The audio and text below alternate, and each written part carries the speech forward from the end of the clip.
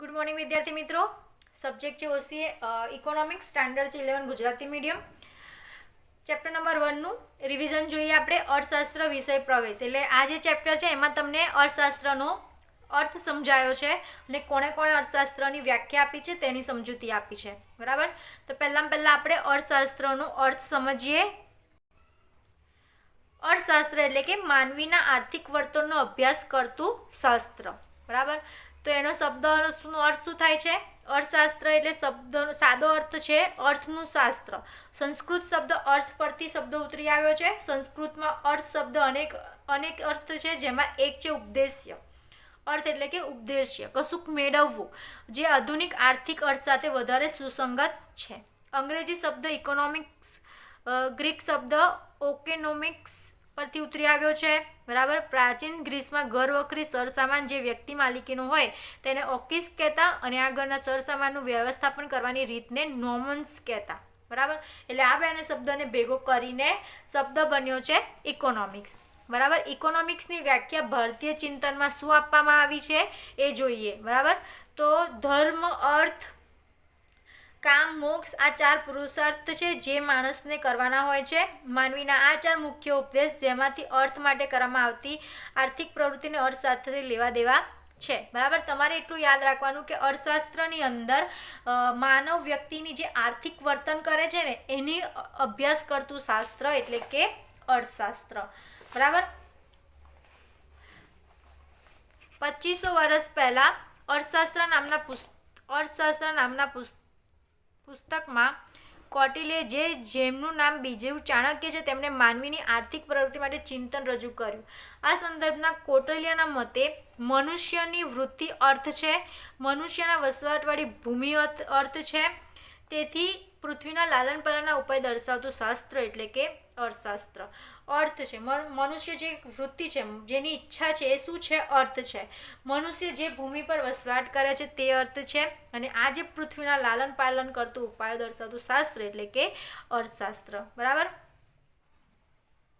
એમાં અલગ અલગ અર્થશાસ્ત્રીઓ એની વ્યાખ્યા આપેલી છે. તમે વાંચજો, રીડ કરજો, મોડે કરજો, જેથી તમે લોકો વધારે સારી રીતે યાદ રાખી શકો. બરાબર. આગળ આપણે જોઈએ આર્થિક પ્રવૃત્તિ અને બિનઆર્થિક પ્રવૃત્તિ, જે આપણે ઓસીએમમાં પણ ચર્ચા ગયા લેક્ચરમાં કરી ચૂક્યા છે. એટલે આપણે અહીંયા વધારે એની ચર્ચા કરતા નથી. આર્થિક પ્રવૃત્તિ એટલે કે માણસ પોતાની જરૂરિયાત સંતોષવાના હેતુસર વસ્તુ અને સેવાનો વિનિમય અથવા આવક મેળવવાની, ખર્ચ કરવાની પ્રવૃત્તિને આર્થિક પ્રવૃત્તિ છે. બરાબર. માણસ પોતાની જરૂરિયાતો પૂરી કરવા માટે, માણસની જે જરૂરિયાતો છે તે પૂરી કરવા માટે એને કોઈ કામ ધંધો કરવો પડે છે અને જે પ્રવૃત્તિ કરે છે તેને આર્થિક પ્રવૃત્તિ કહેવામાં આવે છે. બિનઆર્થિક પ્રવૃત્તિ કોને કહેવામાં આવે?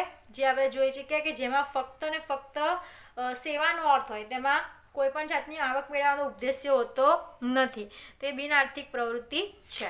બરાબર. એકમલક્ષી અર્થશાસ્ત્ર કોને કહેવામાં આવે છે? એકમલક્ષી અર્થશાસ્ત્ર એટલે કે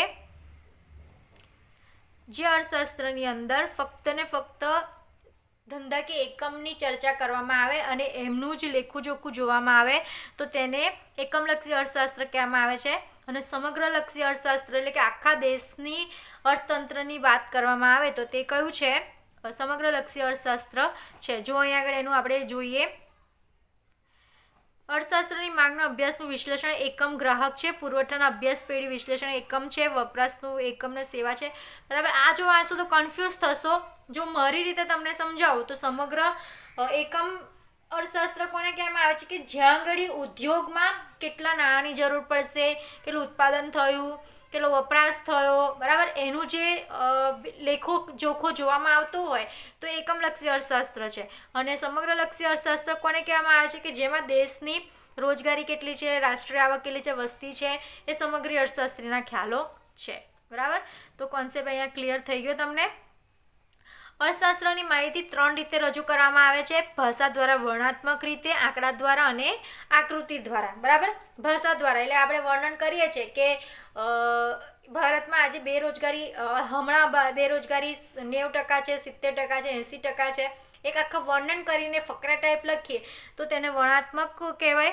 આંકડાકીય કોને કહેવામાં આવશે કે આંકડામાં દર્શાવે કે 2012માં 50% બેરોજગારી હતી, 2016માં તે વધીને 56% થઈ, 2017માં, જે આપણે આંકડામાં દર્શાવીએ છીએ, બરાબર. અને આકૃતિ દ્વારા, કે જે આંકડો આપણને આપેલો છે એના આલેખ દ્વારા, સ્તંભ દ્વારા આપણે દર્શાવીએ છીએ, બરાબર. તો માહિતી 3 રીતે રજૂ કરી શકાય: ભાષા દ્વારા, આંકડા દ્વારા અને આકૃતિ દ્વારા, બરાબર. આંકડાશાસ્ત્રનું મહત્વ સમજાવો. તો આંકડાશાસ્ત્ર મહત્વમાં શું હશે? પહેલું, સિદ્ધાંતોની આધારભૂતમાં વધારો કરવામાં આવે છે.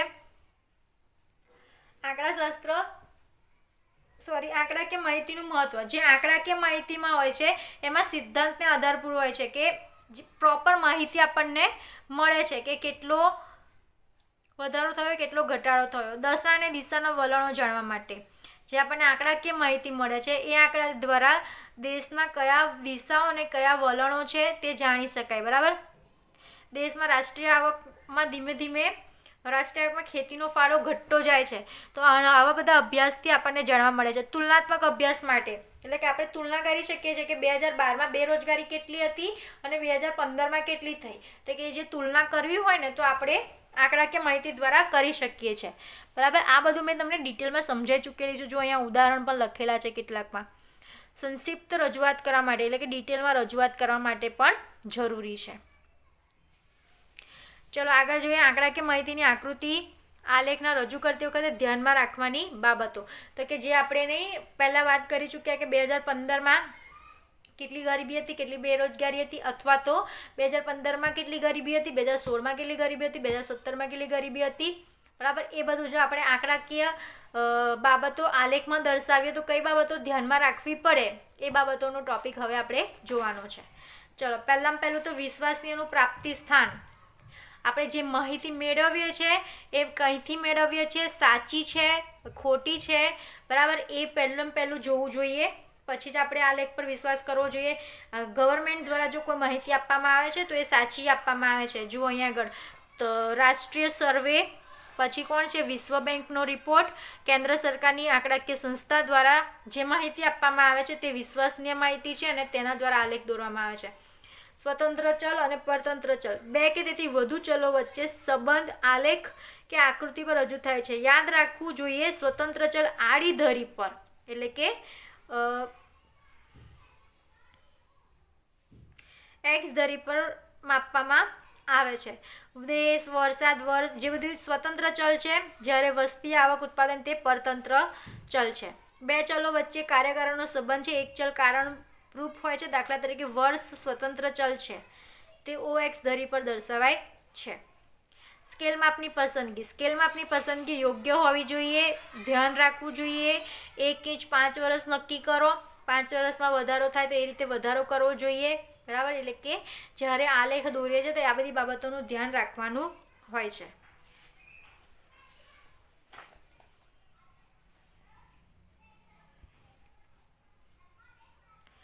અર્થશાસ્ત્ર વિષયનું મહત્વ, ઇમ્પોર્ટન્સ ઓફ ઇકોનોમિક્સ. વ્યવહારિક મહત્વ આપણા રોજિંદા જીવન માટે જોડાયેલું છે. અર્થશાસ્ત્રમાં અભ્યાસ કરતા વ્યવહારિક જ્ઞાન અને વર્તન નીચે પ્રમાણે અસર કરે છે. આંતરરાષ્ટ્રીય ઘટનાઓ, બરાબર. તો આજના સમયમાં આર્થિક બાબતો આંતરરાષ્ટ્રીય બાબતોને અસર કરે છે. શા માટે? અમેરિકા સુપર પાવર છે, ક્રૂડ તેલના ભાવો કેમ વધઘટ થાય છે, રશિયા અને અમેરિકા, ચીન, ભારત, કઈ આર્થિક સમાનતાનો તફાવત છે, એ બધું આપણે અર્થશાસ્ત્ર દ્વારા જાણી શકીએ છીએ. અર્થશાસ્ત્ર દ્વારા જાણવા મળે છે કે અર્થશાસ્ત્ર જો જાણકાર હશે, બરાબર, વ્યક્તિ કે વિદ્યાર્થીઓ, તો એ લોકો જાણી શકશે કે બીજો દેશ આપણા કરતાં કેમ અસરકારક છે, કેમ સુપર પાવર કહેવામાં આવે છે, બીજા દેશમાં કેમ ક્રૂડના ભાવમાં વધઘટ થાય છે, બરાબર. એનું વ્યવહારિક જ્ઞાન મળે છે. ઐતિહાસિક ઘટનાઓ. તેજાના અને ગરમ મસાલાના ભાવ વધ્યા તે માટે ઇંગ્લેન્ડના વેપારી ઈસ્ટ ઇન્ડિયા કંપનીની સ્થાપના કરી, ભારતમાં વેપાર કર્યું, શાસન કર્યું, બરાબર. એટલે મુદ્દે અહીંયા એટલું યાદ રાખવાનું છે કે અર્થશાસ્ત્ર વિષયનો જો જે વિદ્યાર્થીઓ અભ્યાસ કરે છે એ લોકોને કેટલીક આંતરરાષ્ટ્રીય ઘટનાઓ, કેટલીક ઐતિહાસિક ઘટનાઓ સમજાય છે કે આપણા દેશમાં કઈ કઈ વસ્તુઓ ઘટી ચૂકી છે અર્થશાસ્ત્રની બાબતમાં, બરાબર. એનું એ લોકોને જ્ઞાન થાય છે. આર્થિક મહત્વ. અર્થશાસ્ત્ર વિષયનું આર્થિક મહત્વ કયું છે? રોજબરોજના વ્યક્તિગત નિર્ણયો માટે અભિનેતા, ડૉક્ટર, વકીલ, ગાયક, શિક્ષક આર્થિક રોકાણો કરતા હોય છે. સીધી રીતે આર્થિક પ્રવૃત્તિમાં જોડાયેલા લોકો પણ બચત અને મૂડીરોકાણ સાથે જોડાયેલા હોય છે, બરાબર. અર્થશાસ્ત્રના કારણે દરેક એવું નહીં કે આટલા જ લોકો, સમાજના દરેક લોકો શું કરશે, આર્થિક રોકાણો કરશે. એ બધી અર્થતંત્રની બાબતમાં પણ લોકોના સમજવામાં વિકાસ થાય છે. સરકારની નીતિ સમજવા માટે જે લોકો અર્થશાસ્ત્ર ભણેલા હશે, જે સરકારની નીતિ નિયમો સમજી શકશે, બરાબર, બજેટ બહાર પાડશે તો બજેટ સમજી શકશે, એમાં ઇન્ટરેસ્ટ લઈ શકશે, રિઝર્વ બેંક ઓફ ઇન્ડિયાના શું કાયદા છે, શું નિયમો છે, એ બધી બાબતો સમજી શકશે, બરાબર. તો અર્થશાસ્ત્રના વિષયનું મહત્ત્વ વ્યવહારિક મહત્ત્વ છે અને આર્થિક મહત્ત્વ છે. પછી ત્રીજું પણ છે વ્યવસાયિક મહત્ત્વ.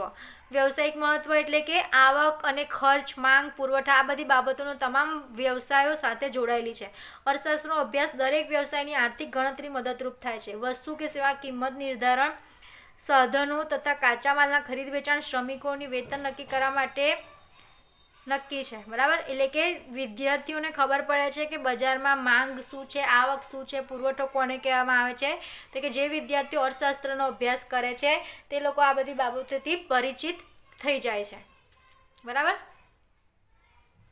તો એને અર્થશાસ્ત્ર કહેવામાં આવે છે ને અર્થશાસ્ત્રમાં આ બાબતોનો સમાવેશ કરવામાં આવે છે.